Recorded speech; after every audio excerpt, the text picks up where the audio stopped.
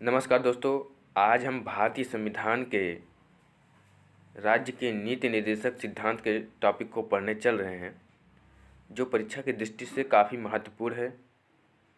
परीक्षाओं में पूछे जाते हैं, तो आज हम काफ़ी शॉर्ट में पढ़ेंगे इसको और आपका कोई भी प्रश्न छूटने नहीं पाएगा। ठीक है, तो चलिए चलते हैं अपने पहले प्रश्न की तरफ। और दोस्तों मैं आपको बता दूं, इससे पहले भी मैं एक वीडियो ला चुका हूं मौलिक अधिकार पर, तो यदि आपने नहीं देखा है तो डिस्क्रिप्शन में आपको उसका लिंक मिल जाएगा, जाकर उसे ज़रूर देखें क्योंकि वो भी काफ़ी इम्पोर्टेंट है।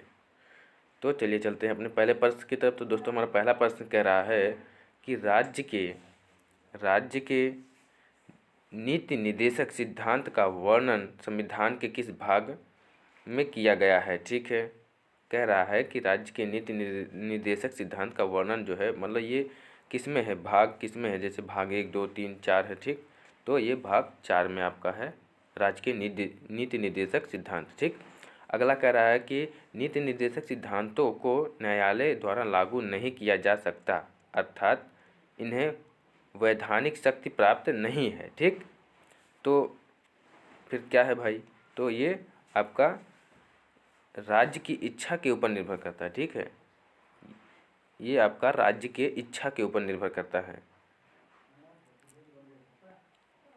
न्यायालय द्वारा इसे लागू नहीं किया जा सकता है। ठीक है, कहते हैं कि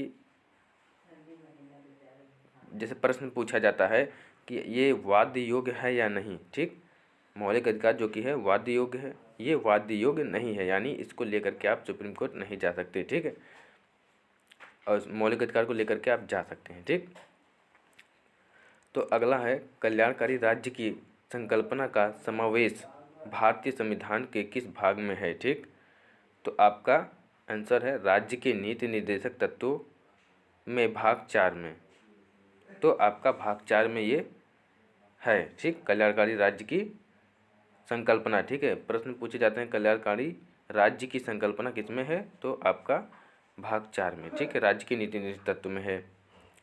अगला है राज्य की नीति निर्देशक सिद्धांत के बारे में किसने कहा कि यह एक ऐसा चेक है जिसका भुगतान बैंक की सुविधा पर ही निर्भर करता है। ठीक, तो ये आपका के.टी. शाह ने कहा,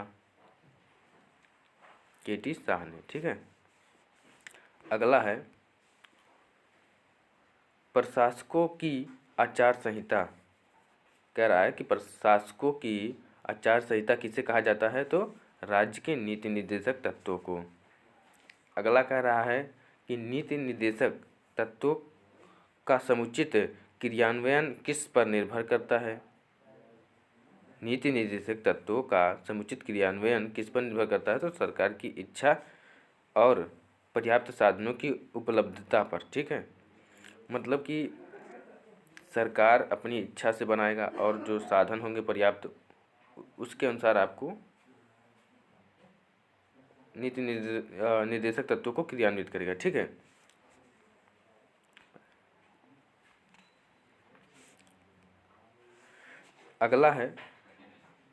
अगला भारतीय संविधान में राज्य के नीति निर्देशक तत्व ग्रहण किए गए हैं। ठीक, तो कह रहा कि कहाँ से लिए गए हैं,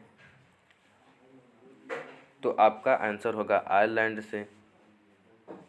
अगला कह रहा है कि भारतीय संविधान का कौन सा अंग समाजवादी व्यवस्था स्थापित करने की प्रेरणा देता है, तो आपका हो जाएगा नीति निर्देशक तत्व।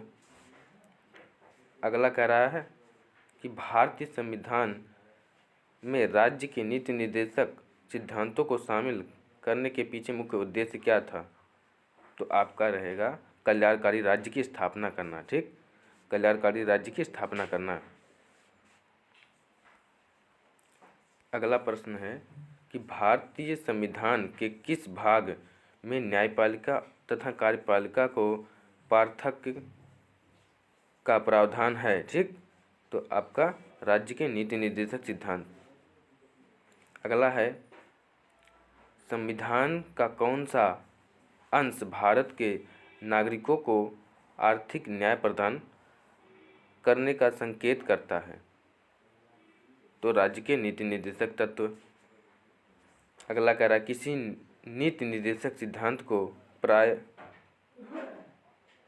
प्राय समाजवादी माना जाता है। ठीक, किसी नीति निर्देशक सिद्धांत को प्राय समाजवादी माना जाता है।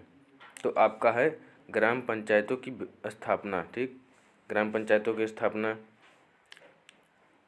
नीति निर्देशक तत्व का महत्व किसके लिए है? कह रहा है कि नीति निर्देशक तत्व का महत्व किसके लिए है? तो राज्य के लिए। आपका आंसर हो जाएगा राज्य के लिए।